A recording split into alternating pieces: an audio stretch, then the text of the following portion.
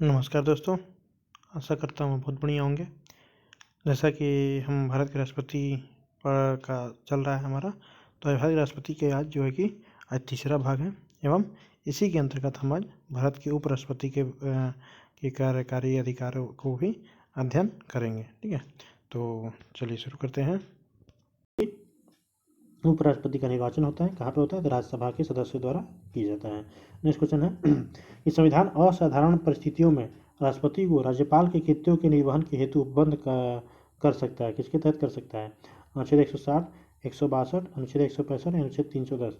Option है आपका ए, अनुच्छेद 160। नेक्स्ट है कि भारतीय संविधान भारत के राष्ट्रपति को अधिकार नहीं देता। किसका अधिकार नहीं देता है? भारत की नियुक्ति का, प्रधानमंत्री की नियुक्ति का, राज्यों के मुख्यमंत्री की नियुक्ति का, रक्षा बलों का सर्वोच्च कमांडर होने का, या देश के किसी भाग में आपातकालीन स्थिति लागू करने का। ये समझ में आ रहा है कि राज्यों के मुख्यमंत्री की नियुक्ति का अधिकार राष्ट्रपति के पास नहीं है। मुख्यमंत्री का नियुक्ति का अधिकार राज्यों के राज्यपाल के पास होता है, आर्टिकल 164(1) के अनुसार। नेक्स्ट है आपका कि भारतीय संविधान का कौन सा अनुच्छेद राष्ट्रपति को उच्चतम न्यायालय से परामर्श करने की शक्ति प्राप्त हुआ है? अनुच्छेद 129, अनुच्छेद 132, अनुच्छेद 143 या अनुच्छेद 32। तो ऑप्शन है आपका अनुच्छेद 43। आर्टिकल 32 तो मूल अधिकार संबंधित है। नेक्स्ट क्वेश्चन देखते हैं। नेक्स्ट क्वेश्चन हमारा कि भारत के राष्ट्रपति की शक्तियों के बारे में निम्नलिखित में से कौन एक सही नहीं है? कौन सी शक्ति सही नहीं है पूछ रहा है। ऑप्शन है पहला कि राष्ट्रपति के को सर्वोच्च न्यायालय के परामर्श को स्वीकार करना चाहिए। दूसरा है आपातकालीन शक्तियाँ। तीसरा है राज्यों में राष्ट्रपति शासन को आगे बढ़ाने की शक्ति। और चौथा है राष्ट्रपति सर्वोच्च न्यायालय के परामर्श को स्वीकार अथवा अस्वीकार कर सकता है। तो ऑप्शन आपका ए है कि राष्ट्रपति को सर्वोच्च न्यायालय के परामर्श का स्वीकार करना चाहिए। ये एक सही नहीं है, कोई बाध्यता नहीं है कि स्वीकार करना ही चाहिए। वो अस्वीकार भी कर सकता है और उनके परामर्श को अस्वीकार भी कर सकता है। नेक्स्ट है आपका कि संविधान के अनुसार निम्नलिखित में से क्या शब्दशः भारत के राष्ट्रपति की शक्ति नहीं है?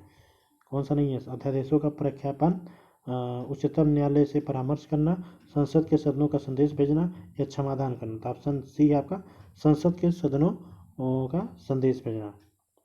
और राष्ट्रपति शक्ति नहीं है संविधान में, संविधान के अनुसार ये शक्ति नहीं है। ठीक है, कि ये भी की शक्ति है कि संसद के सदनों को संदेश भेज सकते हैं। ठीक है, नेक्स्ट क्वेश्चन देखना। क्वेश्चन हमारा कि भारत के राष्ट्रपति को यह अधिकार नहीं प्राप्त है कि वह क्षमादान करे, सर्वोच्च न्यायालय के न्यायाधीश को हटाए, आपातकाल की घोषणा करे या अध्यादेश जारी करे। ऑप्शन है आपका बी, सर्वोच्च न्यायालय के न्यायाधीश को हटाने का अधिकार भारत के राष्ट्रपति के पास नहीं है। ठीक है, ये भी एक प्रकार से ये होता है, महाभियोग की प्रक्रिया के तहत सुप्रीम कोर्ट के न्यायाधीश को हटाया जाता है। ये लिखा हुआ है कदाचार या असमर्थता के आधार पर उन्हें हटाया जा सकता है। ठीक है, तो उन्हें 2/3 बहुमत के द्वारा समर्थित आवेदन राष्ट्रपति के समक्ष प्रस्तुत करना पड़ता है, तब जाके हटते हैं वो। नेक्स्ट क्वेश्चन है हमारा कि भारत राष्ट्रपति की क्षमा आदि की शक्ति एक है। कैसी शक्ति है ये? विधायक शक्ति है, न्यायिक शक्ति है, कार्यपालिका शक्ति है, इनमें से कोई नहीं। तो ऑप्शन है आपका न्यायिक शक्ति है ये। ठीक है, भारत के राष्ट्रपति को क्षमा की शक्ति की प्राप्त है, जिसके अंतर्गत राष्ट्रपति देश के निलंबन, परिहार, लागूकरण की न्यायिक शक्ति प्राप्त है। नेक्स्ट क्वेश्चन है आपका कि राष्ट्रपति की क्षमा प्रदान करने की शक्ति में क्या सम्मिलित नहीं है? राष्ट्रपति की शक्ति जो मिली है क्षमादान में, उसमें क्या क्या सम्मिलित नहीं, ये पूछ रहा है। पहला है क्षमा, दूसरा लघुकरण, तीसरा परिहार, चौथा विराम, पांचवा प्रविलंबन, छठा है रोक, सातवां निरंतरता। देखिए बाकी सब तो सभी प्राप्त हैं, पर क्षमा प्रदान करना है ना, क्षमा मतलब प्रदान करना, उसको दंड तो देना नहीं है राष्ट्रपति को। तो रोक जो है, रोक तो किसी तरह से भी नहीं आएगा। क्षमा करने में तो रोक किसी तरह नहीं है, किसी को सज़ा हो रही है और सरकार सॉरी रोक नहीं, ये निरंतरता सरकार किसी तरह, राष्ट्रपति चाहेगा निरंतरता बनी रहे। ठीक है, और चाहे हाँ रोक भी, देखिए रोक भी है, निरंतरता और रोक दोनों नहीं लगा सकता सरकार। ऑप्शन है आपका 1 2 3 4 5, 1 2 3 4 5 या 6 और 7। तो ऑप्शन आपका सी 6 और 7 जो है नहीं है। देखिए क्या क्या है, आर्टिकल 72 के तहत राष्ट्रपति को दंडादेश को क्षमा करने का प्राप्त है। उसके अंदर क्षमा में क्या क्या आते हैं देख लेते हैं। दंड को क्षमा करना, उसका प्रविलंबन, विराम या परिहार करना तथा दंडादेश को निलंबन, परिहार, लघुकरण अधिकार प्राप्त है। प्रविलंबन मतलब किसी को और थोड़ा डिले कर देना किसी चीज़ को, ठीक है। निलंबन का मतलब होता है किसी की दंडादेश मिला हो उसको निलंबन खत्म पूरी तरह से कर देना, ठीक है। और देखिए ये एक याद रखिएगा कि सेना न्यायालय द्वारा दोषी ठहराए गए जो सैनिक होते हैं उनको भी क्षमा याचना राष्ट्रपति द्वारा दिया जा सकता है। नेक्स्ट क्वेश्चन देखते हैं। नेक्स्ट क्वेश्चन है हमारा कि निम्नलिखित में से किस प्रकार के प्राधिकार भारत के राष्ट्रपति को प्राप्त है? वास्तविक और लोकप्रिय, औपचारिक और विधिक, राजनीतिक और नाम मात्र का, संवैधानिक और नाम मात्र का। ऑप्शन है 1 3 2 3 1 4 2 4। तो ऑप्शन है आपका डी 2 और 4, औपचारिक और विधिक तथा संवैधानिक और नाम मात्र का शक्ति प्राप्त है। नेक्स्ट क्वेश्चन देखते हैं। नेक्स्ट क्वेश्चन हमारा कि भारतीय संविधान के अनुसार भारत के राष्ट्रपति का यह कर्तव्य है कि वे निम्नलिखित में से किसको संसद के पटल पर रखवाएं? किसको पटल पर रखवाएं? संघ वित्त आयोग की सिफारिशों को, लोक लेखा समिति के प्रतिवेदन को, नियंत्रक महालेखा परीक्षक के प्रतिवेदन को या राष्ट्रीय अनुसूचित जाति आयोग के प्रतिवेदन को। ऑप्शन है आपका केवल 1 2 और 4, 1 3 4, 1 2 3 4। तो ऑप्शन है आपका सी 1 3 4, यानी संघ वित्त आयोग की सिफारिशों को, नियंत्रण महालेखा परीक्षक के प्रतिवेदन को तथा राष्ट्रीय अनुसूचित जाति आयोग के प्रतिवेदन को संसद में रखा था, ठीक है। ये इसमें लिखा हुआ है कि संघ वित्त आयोग, राष्ट्रीय अनुसूचित जाति आयोग की स्थापना और नियंत्रण महालेखा परीक्षक की नियुक्ति राष्ट्रपति द्वारा की जाती है। लोक लेखा समिति की स्थापना तथा लोकसभा और राज्यसभा के सदस्यों को मिलाकर की जाती है, ठीक है। लोक लेखा समिति की स्थापना लोकसभा और राज्यसभा सदस्यों को मिलकर किया जाता है। इसके अध्यक्ष की नियुक्ति लोकसभा के अध्यक्ष द्वारा की जाती है, तो इससे राष्ट्रपति से कोई मतलब नहीं है। नेक्स्ट क्वेश्चन देखते हैं कि निम्न में से कौन सा संवैधानिक विशेषाधिकार राष्ट्रपति का नहीं है? ऑप्शन है साधारण बिल को पुनर्विचार हेतु लौटाना, वित्तीय बिल को पुनर्विचार हेतु लौटाना, लोकसभा को भंग करना या प्रधानमंत्री की नियुक्ति। कौन सा विशेषाधिकार नहीं है? तो ऑप्शन बी है आपका वित्तीय बिल को पुनर्विचार हेतु लौटाना राष्ट्रपति का विशेषाधिकार नहीं है, नहीं लौटा सकता, क्योंकि वित्तीय बिल जो है राष्ट्रपति की सिफारिश के बाद ही सदन में पहुंचता है, मतलब होता है, ठीक है, परमिशन लेने के बाद ही। नेक्स्ट है आपका कि संसद के लिए राष्ट्रपति का अभिभाषण कौन तैयार करता है?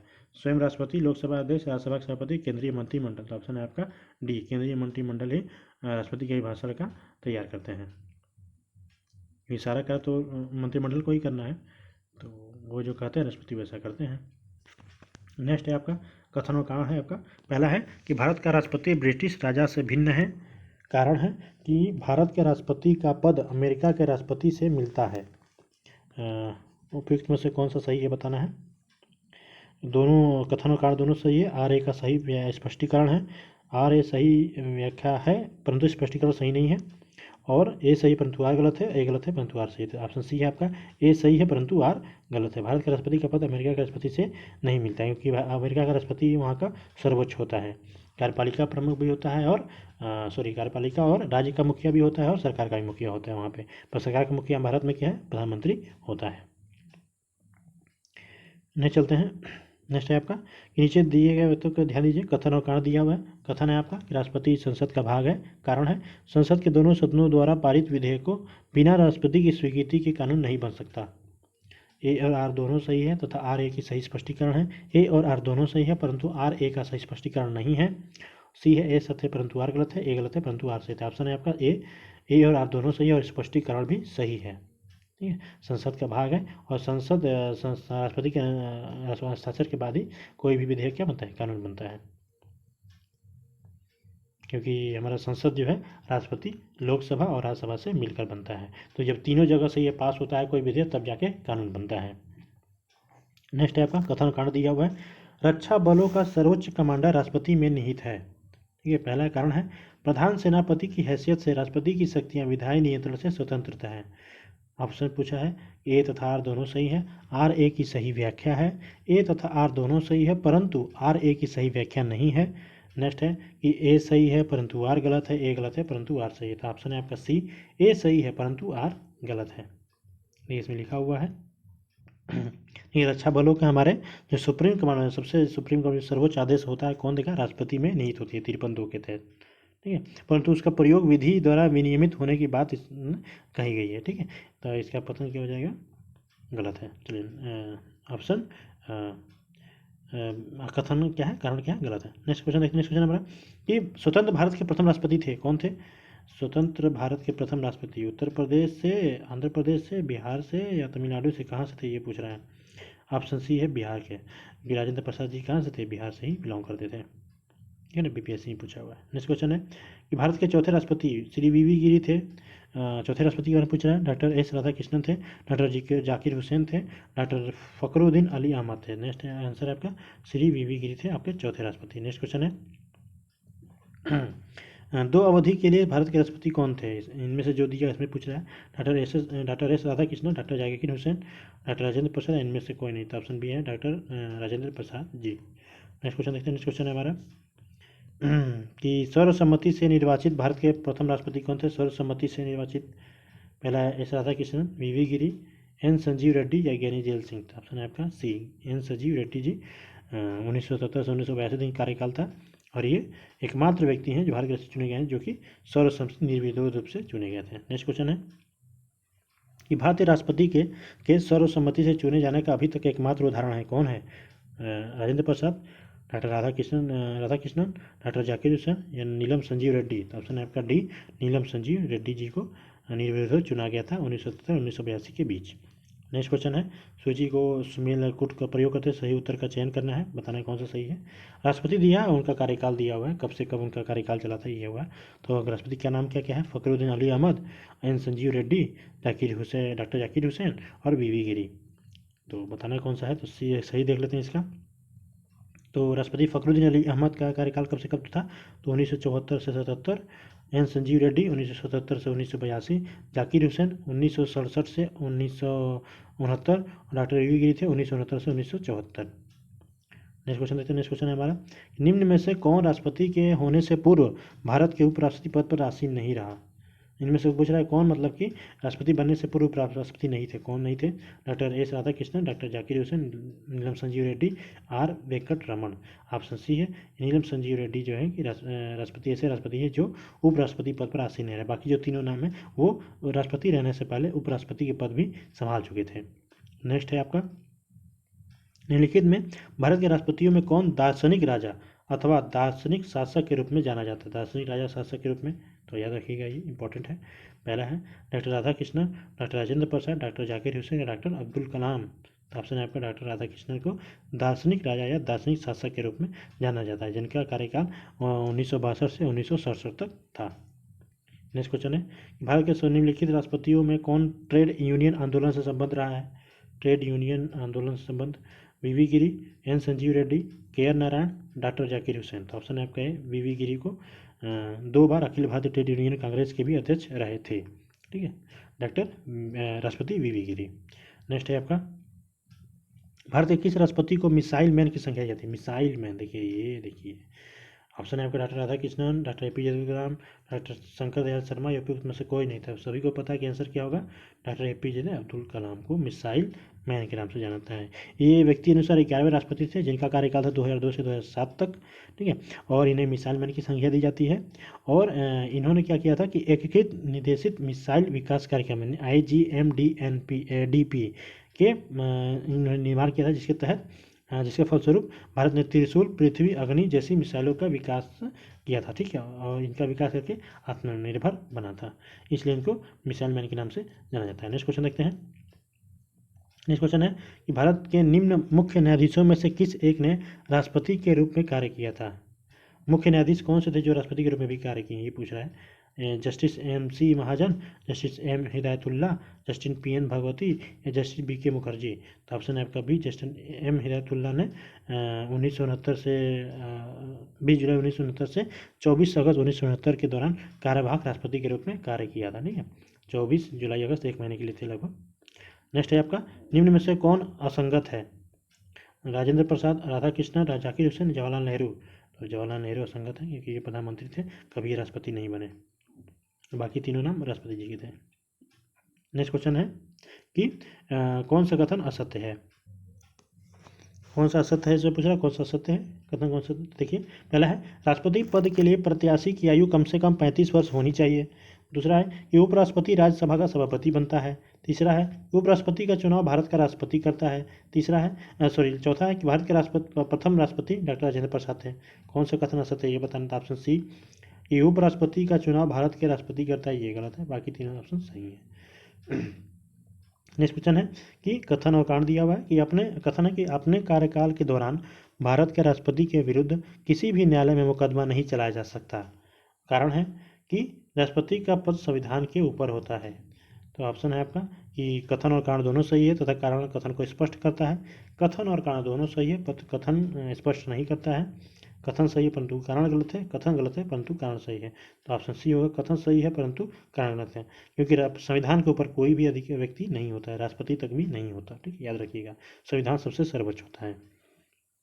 और ये सही बात है कि राष्ट्रपति के कार्यकाल के दौरान राष्ट्रपति के विरुद्ध किसी भी न्यायालय में मुकदमा नहीं चलाया जा सकता। ठीक है, नेक्स्ट क्वेश्चन चलते हैं। नेक्स्ट क्वेश्चन है कि श्रीमती प्रतिभा पाटिल का भारतीय गणतंत्र के राष्ट्रपति के रूप में क्रम कौन सा है। ये 2008 का क्वेश्चन है, पुराना है क्योंकि उस समय वो ही होंगी। तो पहला है आपका 10वां, 11वां, 12वां, 13वां। ऑप्शन है आपका सी, 12वां। ठीक है, चलिए नेक्स्ट देखते हैं। नेक्स्ट क्वेश्चन है हमारा कि एक विधेयक जो संसद के में प्रस्तुत किया जाता है कौन सी क्रिया बाद अधिनियम बन जाता है। तो कौन सा, जब वह संसद के दोनों सदनों के द्वारा पारित हो जाता है, जब राष्ट्रपति अपनी सहमति दे देता है, जब प्रधानमंत्री इस पर हस्ताक्षर कर देता है, चौथा है जब सर्वोच्च न्यायालय इसे केंद्रीय संसद के अधिकार क्षेत्र में होना घोषित करता है। तो ऑप्शन कौन सा है।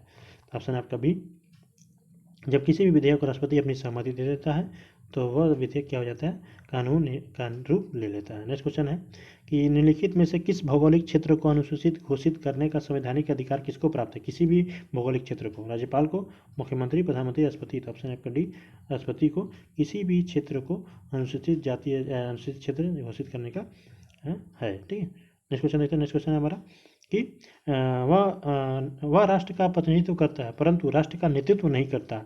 यह जो कथन है किसके लिए सही है।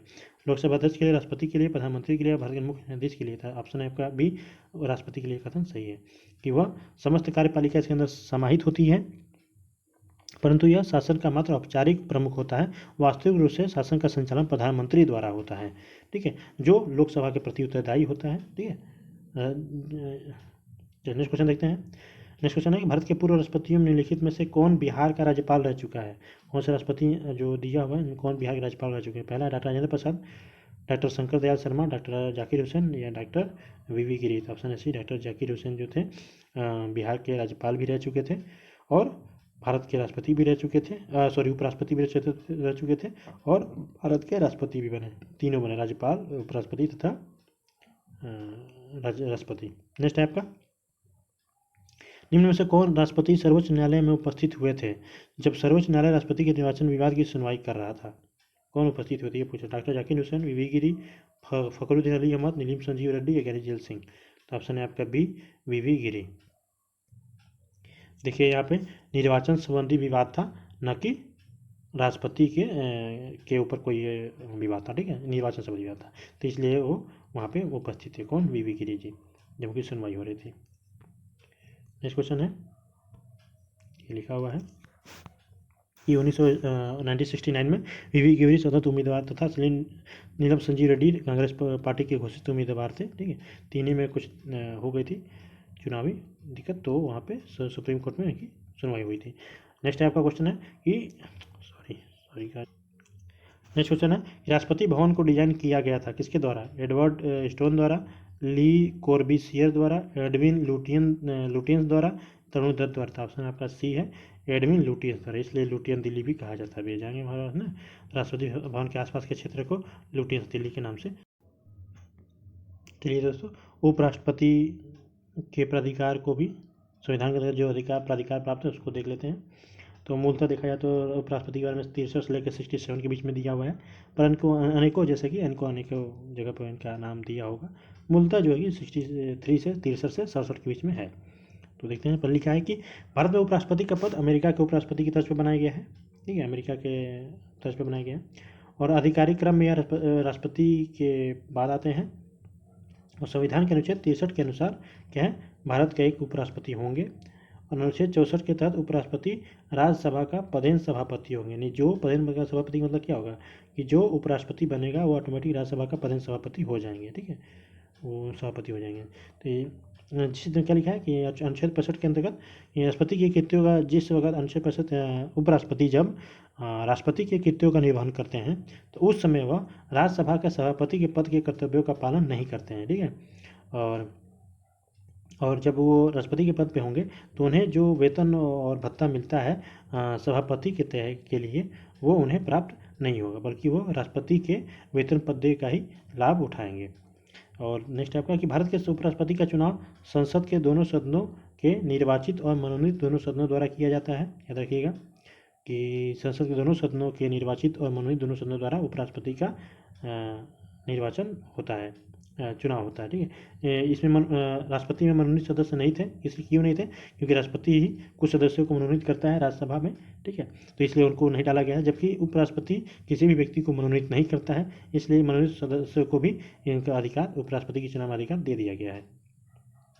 नेक्स्ट है कि 66 के अनुसार उपराष्ट्रपति का निर्वाचन अनुपातिक प्रतिनिधित्व के अनुसार एकल संक्रमणीय मत द्वारा ऐसे निर्वाचन मतदान गुप्त मतदान द्वारा होता है, ठीक है।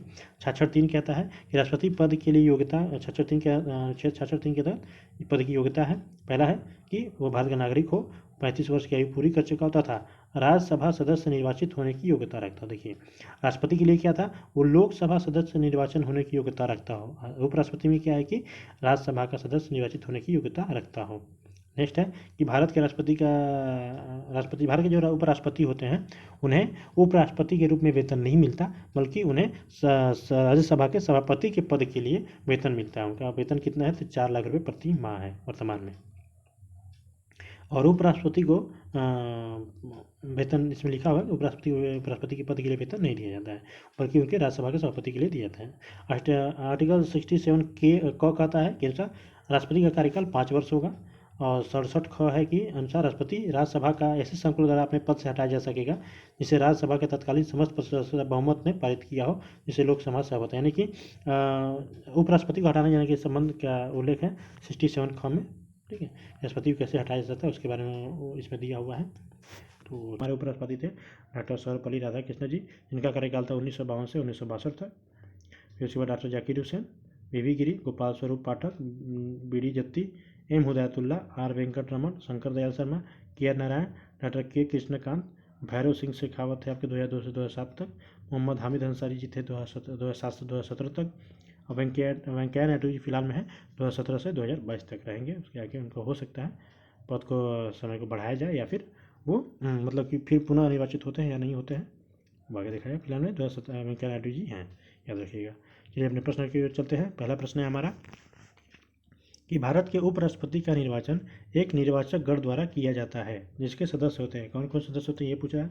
संसद के दोनों सदनों को केवल निर्वाचित सदस्य, संसद के दोनों सदनों के सभी सदस्य, राज्यसभा के और राज्य विधानसभाओं के केवल निर्वाचित सदस्य, या राज्य विधानसभाओं के केवल निर्वाचित सदस्य। ऑप्शन बी है आपका, संसद के दोनों सदस्य के होते हैं निर्वाचक मंडल के रूप में।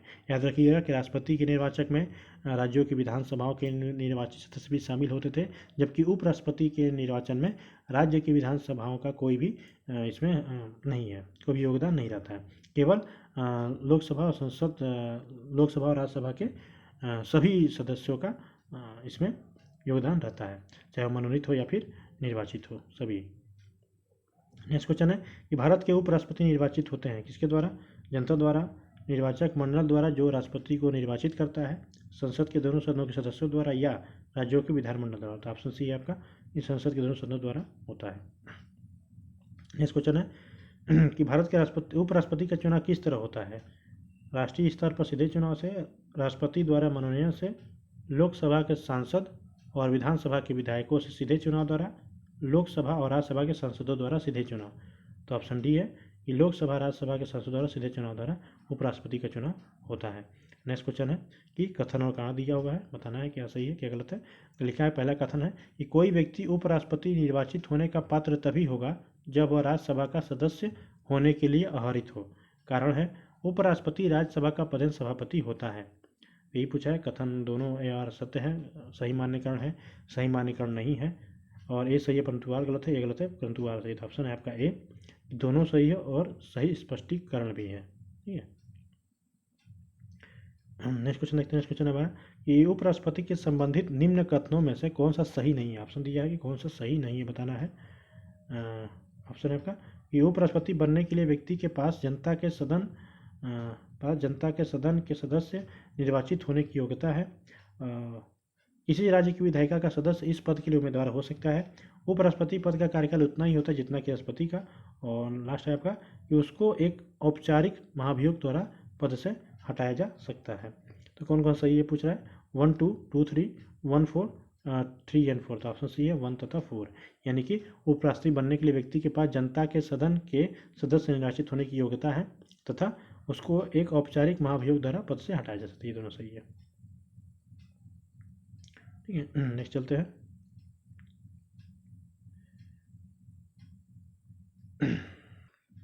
नेक्स्ट क्वेश्चन है कि राष्ट्रपति के निर्वाचन में कौन कौन भागीदारी होती है, ये पूछ रहा है। पहला ऑप्शन दिया आपका कि लोकसभा के सदस्य, दूसरा है राज्यसभा के सदस्य, तीसरा है विधानसभा के सदस्य, या चौथा विधान परिषद के सदस्य। पूछ रहा है कौन कौन सही है। 1 2 केवल 1 3 1 2 3 या 1 2 3 4। तो ऑप्शन है आपका 1 2 केवल, ऑप्शन ए है 1 और 2। भारत का उपराष्ट्रपति पूछ रहा है कौन कौन सा सही है ऑप्शन, उसमें ध्यान सुनिए। पहला है कि भारत का द्वितीय उच्चतम प्रतिष्ठित पदाधिकारी है। उपराष्ट्रपति के पास पद से संबंध कोई औपचारिक कार्य दायित्व नहीं है। तीसरा है कि राष्ट्रपति की अनुपस्थिति में उसके कार्यों का निर्वहन करता है। चौथा है राष्ट्रपति की पद त्याग, अपदस्थीकरण अथवा मृत्यु के चलते राष्ट्रपति के रूप में कार्य करता है। तो ऑप्शन कौन सा सही है। 1 2 1 2 3 1 2 1 3 4 या सभी चारों। तो ऑप्शन है आपका डी, सभी चारों सही है। ये राज्यसभा प्रधान सभापति होता है, वो उपराष्ट्रपति के पद से संबंधित कोई भी औपचारिक दायित्व उसके पास नहीं होता। याद रखिएगा कि उपराष्ट्रपति पद से संबंधित कोई औपचारिक कार्य नहीं होता है, दायित्व नहीं होता है, वह राज्यसभा का प्रधान सभापति के तहत कार्य करता है। नेक्स्ट है आपका कि उपराष्ट्रपति को उसके पद से निम्न में से किसके प्रस्ताव द्वारा हटाया जा सकता है। राज्य परिषद के, लोकसभा के, कैबिनेट के या मंत्री परिषद के। तो ऑप्शन है ए, राज्य परिषद के प्रस्ताव द्वारा हटाया जा सकता है। नहीं, ठीक है। नेक्स्ट क्वेश्चन देखिए, पढ़ लीजिए। इसमें लिखा हुआ है कि ठीक है, उपराष्ट्रपति को राज्यसभा में के द्वारा ही हटाया जा सकता है। इसमें उसको हटाने की प्रक्रिया जो लोकसभा में नहीं है, बस लोकसभा से परमिशन लेना होता है कि आप सहमत है कि नहीं, बस। इसमें भी यही है कि 14 दिन पूर्व सूचना देना पड़ता है अगर उपराष्ट्रपति को हटाने से संबंधित कोई भी आता है, कोई बात आता है तो। ठीक, नेक्स्ट क्वेश्चन देखते हैं। नेक्स्ट क्वेश्चन है हमारा कि उपराष्ट्रपति को पदच्युत करने संबंधी प्रस्ताव प्रस्तुत किया जा सकता है, मतलब उनके पद से हटाने के लिए सबसे पहले प्रस्ताव कहाँ प्रस्तुत किया था, ये पूछना चाहता है। पहला है संसद किसी भी सदन में, राज्यसभा में, लोकसभा में, उपरोक्त में से किसी में नहीं। तो ऑप्शन है आपका बी, केवल राज्यसभा में। ठीक है, राज्यसभा में प्रस्तुत किया जाता है उनको हटाने संबंधित, राष्ट्रपति को उपराष्ट्रपति को हटाने संबंधित प्रस्ताव। नेक्स्ट है आपका कि भारत के राष्ट्रपति को पदच्युत करने संबंधी प्रस्ताव कहाँ प्रस्तावित किया जा सकता है। पहला है लोकसभा, संसद के किसी भी सदन में, संसद की संयुक्त बैठक में, या केवल राज्यसभा में। तो ऑप्शन है केवल राज्यसभा में। नेक्स्ट क्वेश्चन है राज्यसभा का सभापति कौन होता है। राष्ट्रपति, उपराष्ट्रपति, प्रधानमंत्री, लोकसभा का अध्यक्ष। तो ऑप्शन है उपराष्ट्रपति जो होता है राज्यसभा का सभापति होता है। नेक्स्ट क्वेश्चन है कि निम्न में से किस एक की अध्यक्षता ऐसे के द्वारा की जाती होती है जो उसका सदस्य नहीं होता है। लोकसभा, विधानसभा, राज्यसभा, विधान परिषद, मंत्री परिषद। तो आपका है राज्यसभा। उपराष्ट्रपति जो होता है राज्यसभा का सदस्य नहीं होता है और उसकी अध्यक्षता करता है, जबकि लोकसभा का सदस्य ही अध्यक्ष बनता है। उसी तरह विधानसभा में भी जो विधानसभा का सदस्य होता है वही अध्यक्ष बनता है। नेक्स्ट है आपका लिखा है नीचे 4 युग में दिए हैं, कौन बताइए। इसमें दोनों महानुभाव उपराष्ट्रपति बनने से पूर्व राजदूत अथवा उच्चायुक्त के पद पर रहे। मतलब कौन कौन राष्ट्रपति बनने से पूर्व उपराष्ट्रपति और उच्चायुक्त पद पर रहे, कौन कौन से हैं ये बताना है। तो पहला है कि डॉक्टर एस राधाकृष्णन और GS पाठक, डॉक्टर एस राधाकृष्णन और VV गिरी, डॉक्टर जाकिर हुसैन और KR नारायण, या BD जत्ती और KR नारायण। तो ऑप्शन है आपका बी, डॉक्टर एस राधाकृष्णन और VV गिरी जो है कि उपराष्ट्रपति बनने से पूर्व राजदूत तथा उच्चायुक्त पद पर भी रहे थे। ठीक है, नेक्स्ट क्वेश्चन है कि निम्न में से किस किस ने भारत उपराष्ट्रपति का पद संभाला है। नहीं पूछा है कि कौन कौन से ऐसे इन नामों में दिया है जिन्होंने उपराष्ट्रपति का पद भी संभाला है।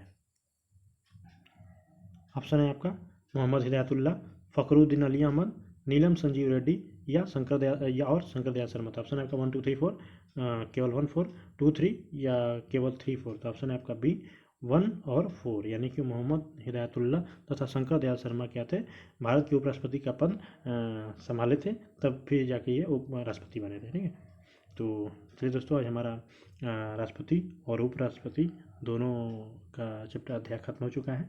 अब हम अपने नेक्स्ट अध्याय केंद्रीय मंत्रिपरिषद में मिलेंगे। तब तक के लिए नमस्कार। जय श्री राम, जय हिंद।